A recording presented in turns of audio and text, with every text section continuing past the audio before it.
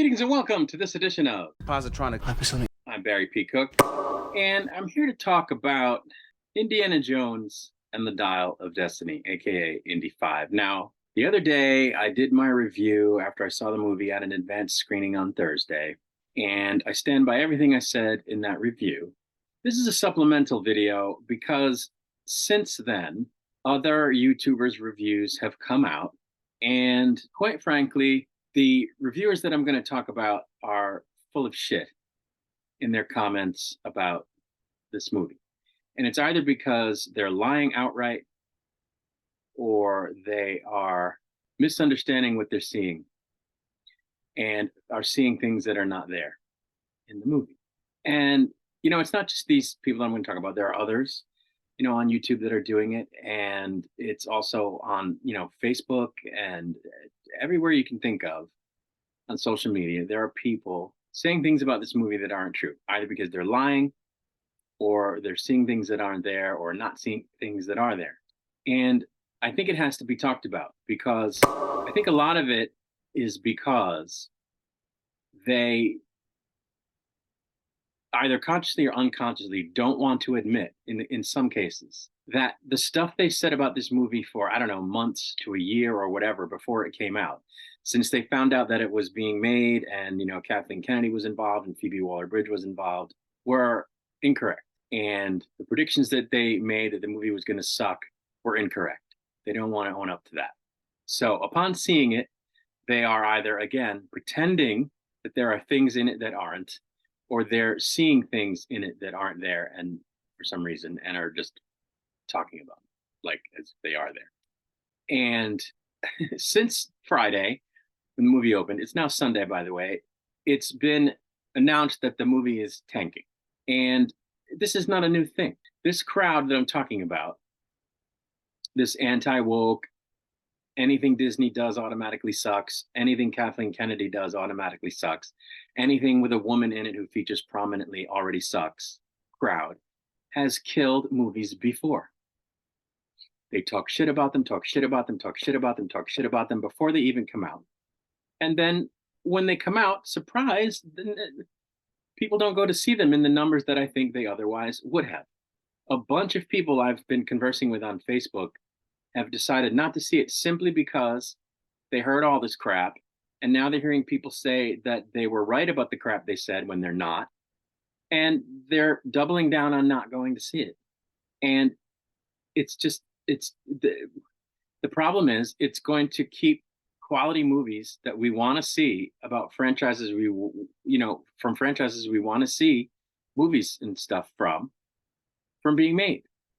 And I think it's wrong. They are killing movies that don't deserve to be killed, that are good movies. Very quickly, I'll just say that I thought that this movie was very good. I didn't see any problems with it. I mean, maybe some minor things, and I'll get into that as I go on, that have kind of been brought to my attention by some of these people that I noticed but didn't really think anything of. And I'm thinking, okay, well, they have a point there, kind of. But thereby, these things in no way make the movie bad. And they in no way make it worthy of the comments that these people are making, these reviewers and these other folks on Facebook and whatnot, who are saying it's trash, it's dumb, it's awful, it's a disgrace, Harrison Ford's legacy has been ruined. I mean, it's just dumb stuff. Dumb stuff that they're saying that is just, it's ridiculous. And I want to get into some specifics. So, first of all, let me tell you specifically who I'm talking about. I'm talking about people like Mr. H. I'm talking about the folks at Mr. Edge. I'm talking about Angry Joe. I'm talking about people on his channel. And I'm talking about The Critical Drinker. Now, Mr. H and Midnight's Edge, I haven't even watched the videos they've made because I can only watch so much bullshit. But just from the thumbnails and the titles of their videos, they're just down on this movie and that they are going to say the same things about it that the other people have said. Maybe I'm wrong, but I doubt it. So I'm going to tell you what some folks did say, and you can go and look and see if Mr. H and Midnight's Edge said the same things. I'm pretty confident they did, because they always do. They've said similar things in the past. They said similar things about this movie before it came out. So I don't doubt at all that they've said the same things that the reviewers whose videos I did watch said. So let's start with Angry Joe. Angry Joe said the movie was dumb. Said it was dumb, and from what I could gather, the reason he thought it was dumb is he didn't like the time travel aspect. He really had a problem with them doing that. He thought that made the movie dumb. Well, here's the thing. Indiana Jones movies, Raiders of the Lost Ark being the first one, and the subsequent ones, have always had a supernatural science fiction element to them. In Raiders of the Lost Ark, famously, the Ark was, I don't know, haunted, cursed, whatever you want to say. There were ghosts or demons or spirits that came out of it in the end and killed some folks. So there was that, right? And Kingdom of the Crystal Skull, which not a great movie, but it involved aliens, right? So this kind of thing is in Indiana Jones movies. So in this movie, they went with a time travel thing. And the reason they went with a time travel thing is similar to the reason that they went with an Ark thing in the first movie, which was about the Nazis trying to get a hold of the Ark because of its supposed magical qualities, right? Hitler was very into the occult, or very much aware of the occult. And Hitler did, in fact, seek out religious relics because he believed they had power, or he knew that other people believed they had power. But he was a collector of religious relics and objects that were said to have powers, such as the Ark of the Covenant, such as the Spear of Destiny, which is in Dial of Destiny, such as the Dial of Destiny, which I don't actually know whether it's a fictional thing or an actual like historical thing that people think exists, or if it's completely made up for the movie. I don't know. But anyway, this is a thing Hitler did. This is a thing the Nazis did. They pursued occult items. They were enmeshed with the occult. Hitler really did chase down this stuff during World War II. So the plot of this movie is about Nazis, in particular one Nazi, chasing down a relic that he believes has magical powers that will help him be able to bring about a Nazi victory, retroactively in this case, but there you go. So that's based in history. So you can think that it makes a dumb plot for a movie if you want, but they weren't going to do something other than that kind of thing, because that's what these movies have always been about. The Temple of Doom, the Lost Ark, the Dial of Destiny. That's what these movies have always been about, right? Mystical stuff, cult stuff, sci-fi stuff.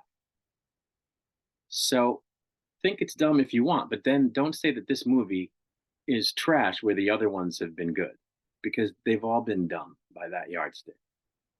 So this, it's not dumb, Joe. I'm sorry.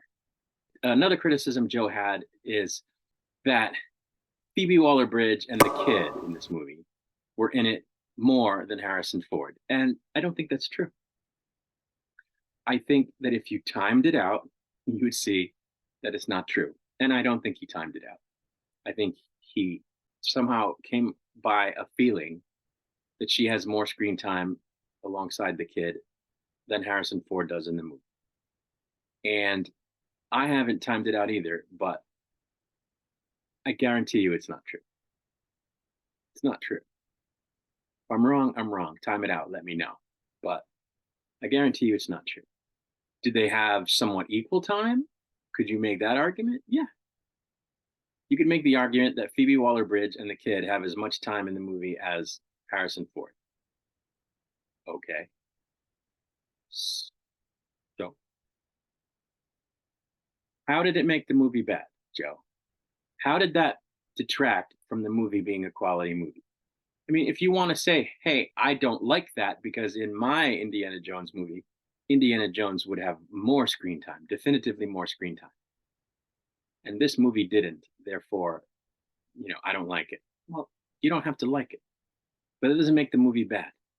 See, a movie's either good or bad, right? And if the movie suffered from a lack of Harrison Ford, from a lack of Indiana Jones, then you can say that and you can explain why it suffered from a lack of Indiana Jones. But to just say, well, this character and that character had as much time as the hero, so that automatically makes it bad, that's just dumb. To use Joe's word, dumb. It's dumb. Tell me why that makes the movie bad. Tell me how it makes the movie bad. What comes of it that makes the movie bad? Nothing comes of it that makes the movie bad. The movie's good. Phoebe Waller-Bridge is excellent in it. Kid's okay, but the fact that she's in it a lot does not detract from the movie being good. You don't have to like it, but don't say it makes the movie bad, because it doesn't. That's just not true. Unless you can tell me how it does and why it does. Now, here comes a spoiler. In the movie, Harrison Ford and the Nazis and Phoebe Waller-Bridge, etc., go back in time. And they do this by flying through a storm in the sky, which is a fissure in time. And in Joe's very mature estimation, it looked like a butthole. So he complains that they went through a butthole in the sky. Are you 12, Joe? Are you 12? Because that's what a 12-year-old would say. So just, that's a useless, pointless, hyperbolic, again, to use your word, dumb critique. And I think you're probably better than that in reality. So just stop it. There's nothing wrong with the mechanism by which they travel through time in this movie. Now, also in his review of the movie, one of his co-hosts, whose name I believe is Alex, said that the movie was confusing and weird. I can't say that I know exactly what he meant by weird. So again, it just seems like a hyperbolic, non sequitur kind of ad hominem thing to say about the movie. How was it weird? Why does it being weird mean that it's bad? See, weird and bad are not the same thing, right? He said it was confusing. I wasn't confused. I wasn't confused in the least. There's this thing that is believed to enable people to travel through time. And a lot of different people are after it. Phoebe Waller-Bridge, Bowler, and I guess the CIA, and then ultimately Indy. And they go various places to track it down, and in one case put it together and use it, and in the other case keep the Nazis from getting it. And the story culminates in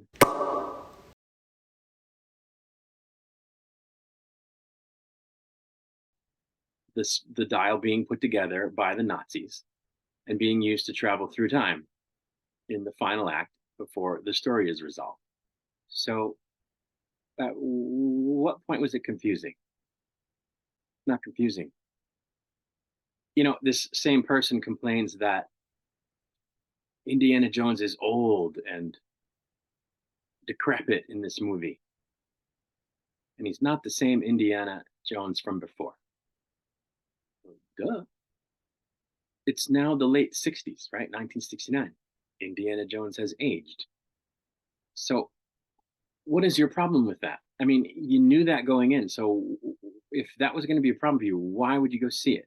If the idea of an older Indiana Jones, you know, close to 80, Harrison Ford is 80, but character, you could say, okay, close to 80, going around adventuring doesn't appeal to you, don't go see the movie.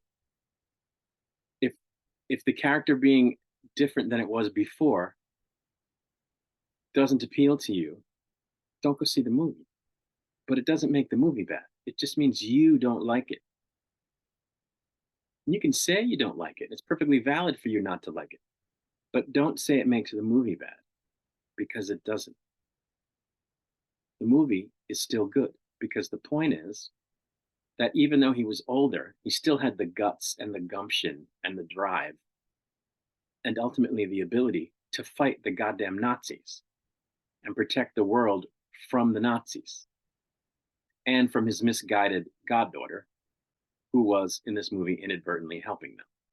There's nothing wrong with showing characters change as they age, and there's nothing wrong with showing characters at a later stage of their life doing what they've always done, if differently. You don't like it, you don't like it. It doesn't make the movie bad. So, how did you not know that was going to be the case? Like, why would you go see it just so you could shit on it and complain about it? I mean, that's asinine. And he complained, "Oh, the goddaughter's character is a piece of shit. His goddaughter is a terrible person in the movie." Yep, she kind of is at the beginning, and for a lot of the movie, she's kind of a self-interested, self-motivated, selfish, bad person, kind of in the movie. Yeah, yeah, she is. And how does that make the movie bad? The movie's about her quest to make money off of artifacts. It's just the character. In the end, she turns around. She turns a new leaf. What is the problem with that? Yeah, she's a piece of crap. Yep. So how does that make the movie bad? It doesn't. The same person, if I'm remembering what I saw correctly, said that the car chase in Tangier didn't belong in the movie because the movie isn't James Bond. Oh, there are a lot of vehicle chases and other kinds of chases in this movie. And, because at one point Indy gets chased on a horse and then he gets chased on a little tuk tuk or whatever they call him in Tangier. And, you know, you can argue that it didn't need to be in the movie, but I thought it was a fun sequence. And, it's an action movie, and action movies have car chases. They're not only for James Bond movies. So it's just a dumb thing to say. And again, you can say you didn't like that part, but it doesn't make the movie bad. That's not a storytelling choice that inherently makes a film bad if it's in it. So it's just a dumb thing to say. And now back to Joe. He said that watching this movie, he didn't know who to root for. Should he root for Indy? Should he root for Phoebe Waller Bridge? Should he root for the Nazis? He wasn't going to root for the Nazis, so he just didn't know who to root for. Why? You're rooting for Indy. Period. He's the good guy, the protagonist. You're supposed to root for the protagonist. Who would expect you to root for the character that's trying to sell artifacts? Nobody. Who would expect you to root for the Nazis? Nobody. So how did you not know to root for Indy? Like, doesn't even make sense. And another critique that Joe had, and this is a critique that I hear people make a lot of times about movies or shows or whatever that are part of a franchise, the later installments, they say it wasn't as good as the first one. It wasn't as good as the original one. It wasn't as good as the previous ones. It didn't recapture the magic of the first one. That's what Joe said. It didn't recapture the magic. Okay. Maybe it didn't. And it doesn't make the movie bad. There is no requirement that Indiana Jones and the Dial of Destiny must recapture the magic of the previous films in order to be good. If that's a requirement that you had for it, then, if it didn't, in your estimation, recapture that magic, you can say, I found that it didn't recapture the magic, and that's a personal disappointment to me. But it doesn't make the movie bad. That's an expectation that you shouldn't have had going in, that it was going to recapture the magic. A movie such as this doesn't have to recapture the magic of the original or of its predecessors in order to be good. It can be good on its own merits, whether it does or doesn't recapture the magic. And quite honestly, it's just a dumb thing to do, and I've said this before, to compare new movies in a franchise to old movies in a franchise or remakes to the original. Because nothing is ever going to live up to the original. It's not possible. They can come close. It's just not a fair criticism to say it didn't recapture the magic. I mean, I'm sure in some of my reviews I've said, well, or even privately, I've said to people about things, well, I liked the second season of this show, but it wasn't as good as the first season. Or I liked the sequel to this movie, but it wasn't as good as the first one. I think that's true of Pirates of the Caribbean 2 and 3 and 4 and 5, or however many that came after the first one. I don't think any of them are as good as the first one. I don't think any of them recapture the magic of the first one. That doesn't make them bad movies. And the first Pirates of the Caribbean movie is so good, nothing could recapture that. Nothing could be as good as that. So, if you feel that way, you feel that way. But when you're reviewing a movie for the public, I don't know if it's entirely fair to level that criticism. Maybe it is. Maybe you want people to know, hey, if you really, really like the first one, you're probably just going to like this one a little less. Maybe that's fair. But I think at the same time, you have to remind the audience that they should evaluate the film on its own merits and not compare it to the previous. And I think you should also say whether or not you thought it was good on its own. In this case, he said it wasn't good. We talked about that. But I don't think it's fair to just say, well, it's bad because it wasn't as good as the first. That's just stupid. So moving on from Joe, there's my old friend, Critical Drinker, who I've done videos on before. And these are some of the things that he said about me. He said there were contrivances. Well, there probably were one or two or three. Welcome to movies. Welcome to, stories. There are contrivances in everything.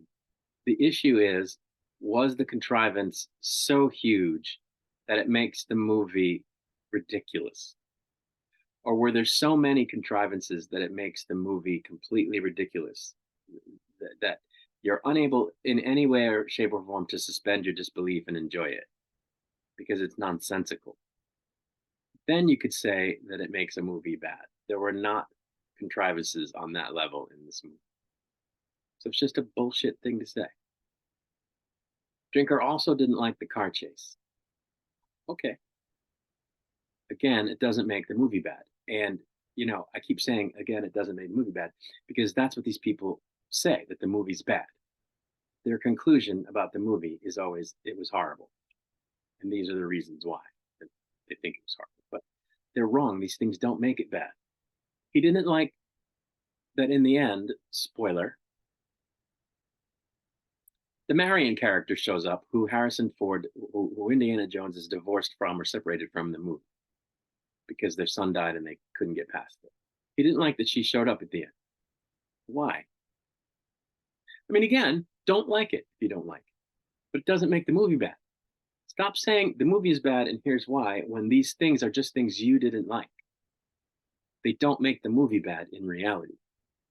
He said that he was never sure what they were trying to do, or that the characters are never sure what they were trying to do, and I've gone over that. So if he didn't understand what was happening, or if he thought the characters didn't know what they were doing, he's wrong. It's clear the whole time what they're trying to do, and the characters know what they're trying to do the whole time. So it's just bullshit. He said there were aborted character arcs in the movie, character arcs that started but then didn't go anywhere. I didn't see them.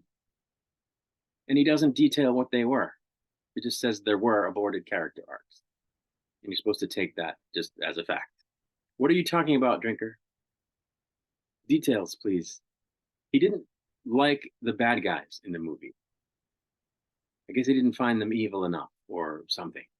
But they, I mean, were they anything special as bad guys? Memorable? No. Are they serviceable? Yes.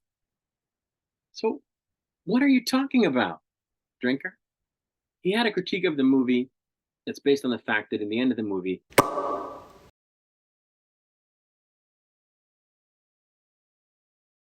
the kid character flies a plane.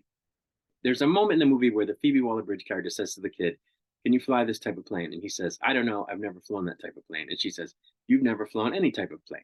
And then the kid proceeds to fly the plane. The Drinker had a problem with this. And it seems like he missed the moment early in the film where the kid is seen practicing how to fly a plane on a fake airplane cockpit thing that he's set up with various objects under the instruction of a pilot that's at the bar that he's working in, which we're supposed to understand means that this kid has been doing this for a while, playing pilot on this jerry rigged, Mickey Mouse cockpit setup that he's made that, you can adjust the flaps and pull up on the yoke and monitor the altimeter and, you know, check the airspeed or whatever and learn how to fly a plane like a simulator, ad hoc style.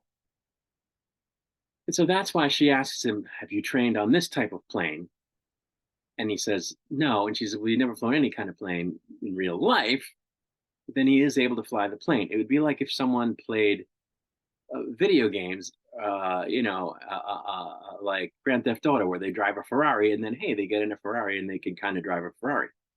It's and simulators are something that pilots use in real life. Of course, they're much more detailed and much better at training you to fly, but it's not as though this is completely out of the blue and there's no explanation for his flying abilities whatsoever. Now, does it make sense that would work in real life? Maybe not. Okay, but it's called willing suspension of disbelief. It's a movie. It's entertainment. You're supposed to unplug some parts of your brain, but I think he unplugged so much of his brain that he missed that scene entirely where the kid learns to fly. So it's a stupid criticism to make. Drinker also said that Indiana Jones in this movie is not the past Indy, not the same as the other Indy, the original. I've gone over this. Of course he's not. You knew he wouldn't be. If that was going to bother you, why did you go see the movie? You're either in or you're out on that bit, right? And once you're in, how do you complain that, well, he's old now? Shut up. Also, stop comparing current movies to the predecessors. You're just setting yourself up not to like it, the new one. Stop it. He levels the charge that in the movie, the Phoebe Waller Bridge character is shown to be better than Indy at stuff. Not true. She's a capable character, capable of certain things, that's able to pull off certain things. Indy is able to pull off certain things. She's never shown to be better than him. That's just a complete and utter lie. Unless he's so dumb that he actually thinks that she was depicted as being better than Indy in the movie, and I hope that's not true. But at best, he's saying that because he's stupid and he doesn't know what he saw. At worst, he's just lying. He says that she saves the day multiple times. Doesn't happen. She does not save the day multiple times. It's complete bullshit. In the very, very end, she does something that, quote unquote, saves Indy, okay, from a choice he wanted to make in a different direction. But myself, I thought it was the right thing for the character to do. And I don't think her saving the day in that moment makes the movie bad. If you can't see a movie and evaluate it on its own merits and be happy with it, even if the protagonist isn't the one who ultimately saves the day, then there's something wrong with you, not the movie. Another complaint he levels about the movie is that the Phoebe Waller-Bridge character can't seem to decide what she wants to be: a rogue, a vixen, a good person. He names a number of different character types and says that that character can't decide what kind of character it wants to be.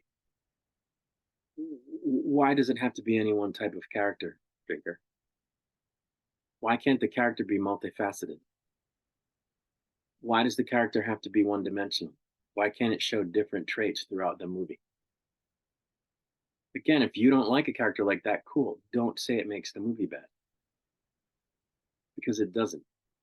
He also said she wasn't attractive enough to be femme fatale or the vixen. And that's just not true. She's beautiful. Bit of a schnoz, She's got a bit of a schnoz, bit of a nose. She's not the classic Maxim girl, right? But I think she's gorgeous. I think she's attractive as hell. So that's just disagree with that completely. And I think he and other people are forgetting when it comes to Indiana Jones that in the original Indiana Jones, if I'm not mistaken, there's a scene early in the movie where the Marion character is out drinking some ruffian in a bar. She's shown in the original movie to be a bit of a badass, a bit of a tough broad who can hold her own against men. I need one of the pieces your father collected. I learned to hate you in the last 10 years. And, you know, you don't hear these people complaining that they don't like that part of the original movie. So why do they have a problem with a similar character in this movie? Because someone told them to have a problem. The anti-woke crowd that's been shitting on this movie since we first heard about it, since we first heard that Phoebe Waller-Bridge was involved. And so they went into the movie with a bias and they found things in it that confirmed their bias. And it even sort of tainted my viewing experience because I've heard so much crap about this movie that when I was watching it, I kept going, all right, when's the part? When is the part going to be where the Phoebe Waller-Bridge character outshines Indy? Because this was a complaint made about the movie before it came out that was going to happen. I kept thinking, when's the, okay, any minute now, she's going to take over the movie and it's going to end up being all about her. It never came. That moment never came. It doesn't happen. But watching the movie, that was in the back of my mind. I kept waiting for it to happen because of these idiots who kept saying this for months, a year, whatever, since we first heard about this movie and who was involved and so forth. And I resent them for that. I resent them for the fact that this movie isn't doing well now because of the implications it's going to have for movie making in the future. Fact of the matter is, it's a perfectly fine movie. There's action, there's heart, performances are good. Harrison Ford is great. At 80, he's great in the movie. Indiana Jones comes off awesome in the movie. And anybody who says otherwise is full of shit. They're either lying to you or they are not able to understand what they're seeing when they watch a movie. And they're telling you things about it that aren't true. And it's just sad. It's sad, and I wish it weren't happening. And I hope it doesn't continue to happen with other movies. And I hope this movie somehow rebounds at the box office or makes a lot of money overseas where these idiots don't live and aren't poisoning the well with his nonsense and keeping people away from it. That's really all I wanted to say. I don't know if any of them are going to see this. I'm too small, really, for this to make any kind of waves that would reach them. But if they do see it, I stand by every word I said. I'm perfectly willing to discuss it with you in a collaborative video or debate it with you anytime. And that's really it. So I'm just going to say, if you haven't seen this movie, go see it. It's good. Evaluate it for yourself. Don't listen to any of these idiots. And that's really it. I'm going to get out of here. I'll be back soon. Until I return, I wish you peace and long life.